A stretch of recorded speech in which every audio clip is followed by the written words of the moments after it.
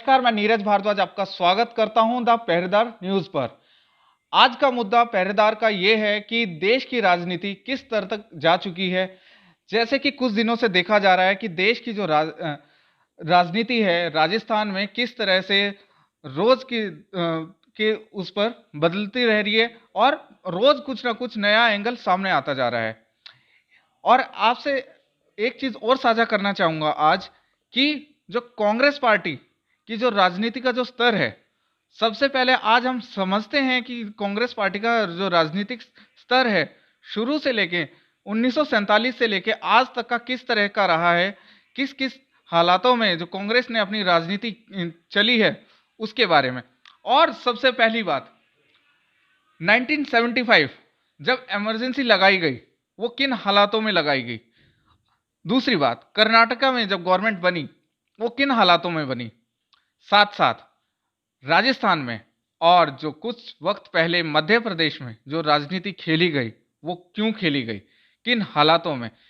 इन सब के जो जवाब जानने के लिए आज हम नवीन कुमार जी के पास आए हैं, जो बीजेपी दिल्ली के जो स्पोक पर्सन है, दिल्ली प्रदेश पार्टी से जो स्पोक पर्सन है, उनसे बात करते हैं, उनसे जानते हैं कि जो कांग्रेस जो आज के दिन जो राजनीति खेल रही है, क्योंकि देश इतने बड़े संकट में आने के बाद भी कांग्रेस के अंदर इतनी बड़ी राजनीति खेली जा रही है, तो आखिर कारण क्या है। उस पर हम ये जानना चाहते हैं कि जो कांग्रेस की जो राजनीति है किस स्तर तक जा चुकी है और अब से पहले भी कई बार राजनीतिक कांग्रेस का स्तर क्या है इसके विषय में आज पूरा देश जान रहा है, सब समझ रहे हैं।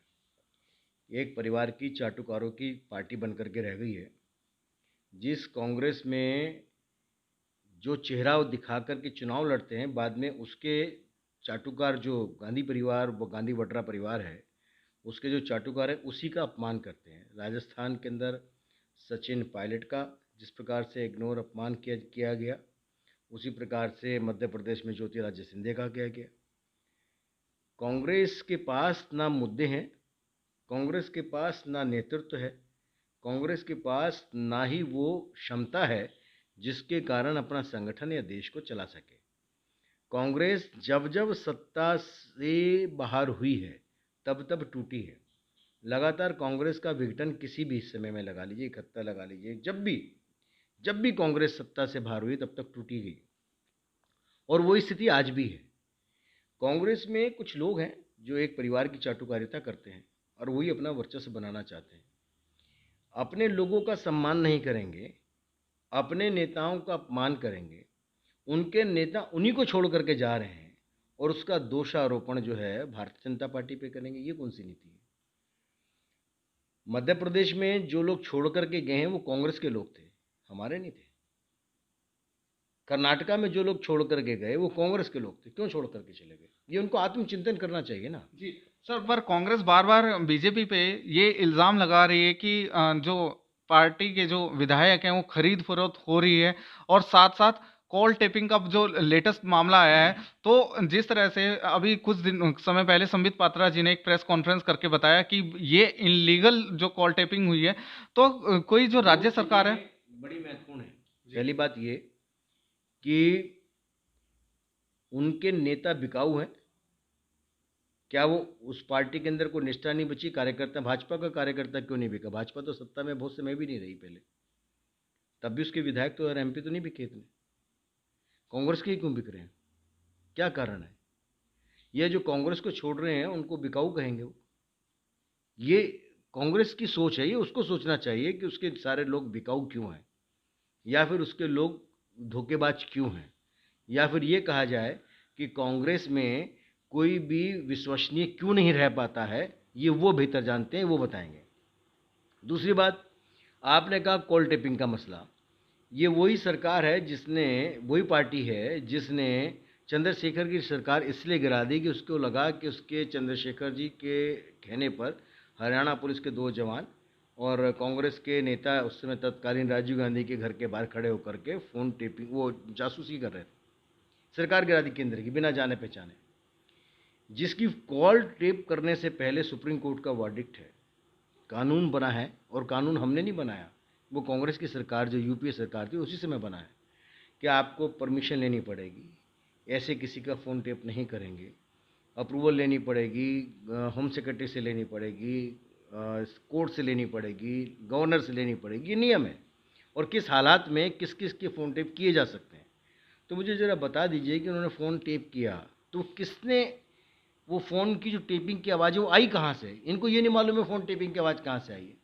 वो कहते हैं सोशल मीडिया से आई है। क्या किसी सोशल मीडिया के आने पर, आप किसी के भी आने पर, कहीं से भी कोई भी आदमी कुछ भी बोले, आप कार्रवाई शुरू करेंगे क्या? आपके पास ऑथेंटिसिटी क्या है? कहाँ से आई वो टेप? ये नहीं पता किसी को। ऊपर से उनको ये मालूम है, बार बार केवल नहीं, ये तो केंद्रीय मंत्री इसके अंदर शामिल हैं, भाजपा के नेता शामिल हैं, कांग्रेस के, ये सब एक स्ट्रेटजी है कांग्रेस की कि कांग्रेस के जो लोग उसको छोड़ करके जा रहे हैं वो रुक जाएं। और इस दबाव के अंदर मुकदमे में नेताओं के नाम लेने से जो लोग इनको छोड़ के गए हैं या फिर जो और जाने वाले वो ना जाएं, केवल इस प्रकार का माहौल क्रिएट किया जा रहा है। हकीकत ये है कि अशोक गहलोत जी की सरकार अल्पमत में है, उसका कोई अस्तित्व नहीं है। उनको इस प्रकार की गंदी राजनीति नहीं करनी चाहिए। अपना घर नहीं संभाल सकते तो दूसरे पर आरोप नहीं लगाना चाहिए। तो नवीन जी, मैं आपसे एक लास्ट बात पूछना चाहूँगा कि अगर जिस तरह के अभी राजस्थान में हालात है, तो इसके बाद जो गहलोत जी हैं उनको इस्तीफा दे देना चाहिए? ये तो उन्हीं को सोचना है। मैंने कहा ना, उनकी सरकार अल्पमत की सरकार है और जिस सरकार का बहुमत नहीं तो उसको तो वैसे नहीं रहना चाहिए। वो केवल प्रेशर टैक्टिक्स की पॉलिसी अपना रहे हैं। उन्होंने जो किया अपने नेताओं के साथ वो बेहतर जानते हैं, मैं इस विषय में नहीं पढ़ना चाहता। लेकिन राजस्थान की जनता, देश की जनता से लगातार कांग्रेस धोखा कर रही है। सत्ता में नहीं आने के लिए बिलबिला रही है, छटपटा रही है, घबरा रही है। सब जगह सब कुछ जो नैतिक अनैतिक जो भी काम है वो हर प्रकार के वैसे काम कर रही हैं जो देश हित में नहीं, वो भी कर रही है ताकि वो किसी प्रकार से सत्ता में आ जाए। लेकिन इस प्रकार से सत्ताएं नहीं पाई जाती हैं। जी नवीन जी, धन्यवाद। जिस तरह से देश के पूरे हालात हैं, कोरोना की वजह से देश कहीं ना कहीं महामारी से लड़ रहा है, साथ साथ जिस तरह से अभी राजस्थान में राजनीति का जो स्तर बिल्कुल निचले स्तर तक जा चुका है, इस तरह की जो राजनीति है उस पे पल पल की जो खबरें हैं हम आपको देते रहेंगे। द पहरेदार न्यूज़ पे आप बने रहिए, लाइक कीजिएगा, शेयर कीजिएगा और सब्सक्राइब कीजिएगा।